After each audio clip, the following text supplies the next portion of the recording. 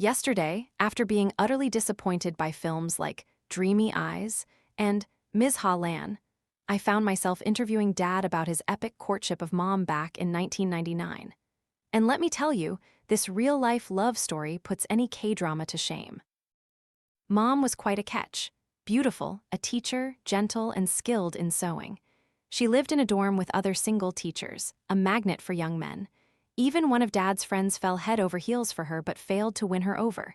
Defeated, he told Dad about this valuable teacher and other pretty girls at Fulak Primary. Dad, lured by the idea of many pretty girls, decided to try his luck. But the moment Dad saw Mom, it was like lightning struck. Love at first sight completely captivated him. Mom, however, wasn't interested. She was young, wanted to enjoy life, and wasn't ready for anything serious. She gave him curt, often non-committal replies. But Dad, he was the epitome of persistence. Mom might rebuff him, but he'd still show up diligently at her dorm. There were no water pumps back then, so Dad would draw water for her. He'd bring thoughtful gifts, reminding her, if it's your period, don't touch cold water. He was relentless. Imagine, Mom's dorm was 10 kilometers away, deep in a remote village on rough dirt paths. Dad didn't even own a motorbike. He borrowed his uncle's every single evening.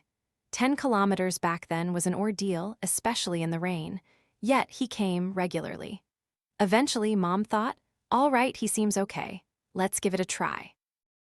Their courtship was wonderfully old-fashioned. No bold movies, very conservative. They held hands only months after officially becoming a couple. Their first kiss? Mom, who loved romance novels, had such high hopes, but she ended up biting Dad's lip until it bled. To this day, she says, I almost swallowed your dad's mouth when I kissed him back then. They exchanged long, heartfelt love letters, often just swapping them during their brief, hour-long meetings. These old folks were incredibly romantic, living with their heads in the clouds. Even borrowing a landline to call her dorm was a big deal. Dating was hard, Mom said, but so much fun, full of longing and joy.